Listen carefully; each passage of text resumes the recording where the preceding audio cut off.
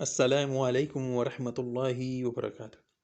ناظرین کرام، آپ نے بدعتیوں سے سن رکھا ہوگا کہ ائمہ حرمین شریفین کے پیچھے نماز نہیں ہوتی، کیونکہ وہاں پہ اہل توحید کی حکومت ہے اور ائمہ بھی اہل توحید ہیں، تو اس لیے بدعتی یہ فتویٰ دیتے رہتے ہیں کہ ان کے پیچھے ہماری نماز نہیں ہوتی۔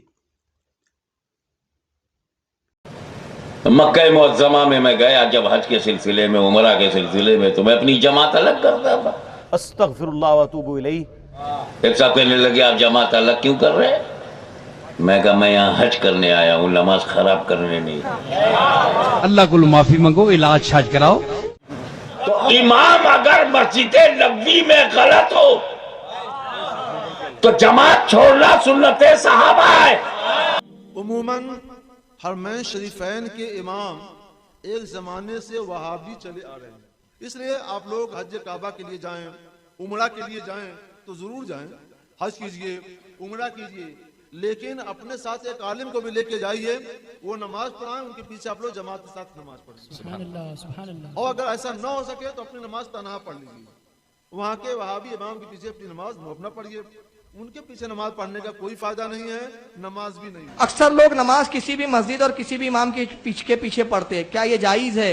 بالکل جائز نہیں ہے۔ سنی امام دیکھنا چاہیے، بد عقیدہ وہابی کے پیچھے نماز نہیں ہوتی، اس لیے کہ اس کے بعد ایمان ہی نہیں ہے۔ تو بہرحال چاہے وہ حرم کا اور مدینے کا امام کیوں نہ ہو، اس کے پیچھے بھی نماز نہیں ہوتی اگر عقیدہ گندا ہے تو۔ اگر اللہ تعالیٰ میں بار بار سعادت دے وہاں جانے کی تو، اور جلد از جلد ان کا بھی خاتمہ ہو وہاں سے، تو جب تک یہ ہے تو تب تک ان کے پیچھے ان کی ابتدا میں کوئی نماز نہیں پڑھنی چاہیے۔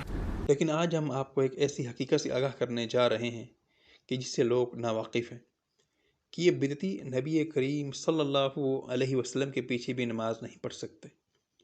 آپ لوگ یہ سن کر حیران ہو رہے ہوں گے کہ ایسا کون بدبخت ہو سکتا ہے جو نبی کریم صلی اللہ علیہ وسلم کے پیچھے بھی نماز نہیں پڑھ سکتا، اور اگر پڑھے گا تو اس کی نماز نہیں ہوگی۔ تو ناظرین کرام، اب آپ کے سامنے ان بدعتیوں کی حقیقت رکھتے ہیں۔ ایک بدعتی مفتی گزرے ہیں جن کا نام مفتی احمد یار خان تھا، جو کہ بریلوی مسلک سے تعلق رکھتے تھے۔ انہوں نے ایک کتاب بھی لکھی تھی جس کا نام انہوں نے جال حق رکھا تھا، لیکن حقیقت میں اس کا نام جال باطل ہونا چاہیے تھا، کیونکہ جس طرح سے انہوں نے اپنے شرکیہ، کفریہ اور بدعتی عقائد کو ثابت کرنے کی ناکام کوشش کی ہے، اس میں بھی وہ اپنی مثال آپ تھے۔ اب آتے ہیں ان کے اس فتوے پر جس میں وہ کہتے ہیں کہ ہم نبی کریم صلی اللہ علیہ وسلم کے پیچھے بھی نماز نہیں پڑھ سکتے۔ اس باطل گروہ کا ایک باطل عقیدہ ہے کہ نبی کریم صلی اللہ علیہ وسلم ہر جگہ حاضر و ناظر ہیں، جو قرآن، سنت، اجماع امت اور عقل سلیم کی روح سے ایک باطل عقیدہ ہے، کیونکہ ہر جگہ دیکھنے والا، سننے والا صرف اور صرف اللہ سبحانہ و تعالیٰ ہے، اس کے سوا کوئی بھی نہیں۔ یہ مفتی صاحب اس باطل عقیدے کے دفاع میں ایک اعتراض کا جواب دیتے ہوئے کہتے ہیں، اعتراض کرنے والے نے یہ اعتراض کیا کہ اگر نبی کریم صلی اللہ علیہ وسلم حاضر و ناظر ہیں تو آپ لوگ نماز کی امامت کیوں کرتے ہیں؟ جب نبی کریم صلی اللہ علیہ وسلم ہر جگہ موجود ہیں تو انہی کو امام ہونا چاہیے تھا۔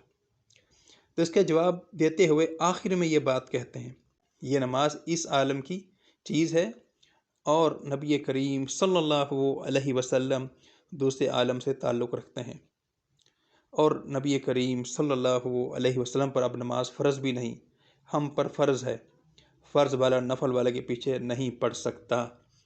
تو ناظرین کرام، آپ نے دیکھا کہ وہ یہ کہہ رہے ہیں کہ ہم نبی کریم صلی اللہ علیہ وسلم کے پیچھے بھی نماز نہیں پڑھ سکتے۔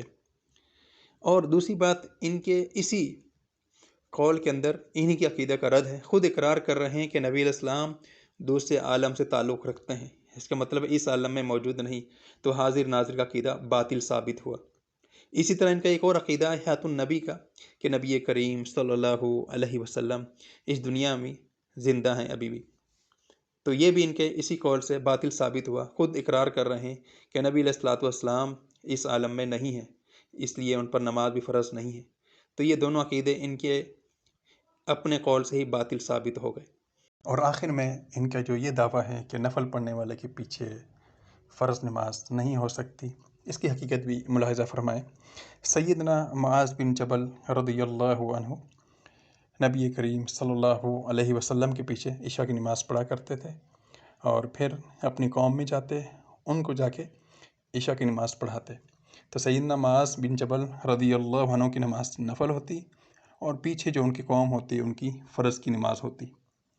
اور یہ حدیث صحیح بخاری حدیث نمبر 711 اور صحیح مسلم میں حدیث نمبر 465۔ اللہ سبحانہ و تعالیٰ سے دعا ہے کہ اللہ سبحانہ و تعالیٰ ایسے شر پسندوں کے شر سے امت اسلامیہ کو محفوظ فرمائے، آمین۔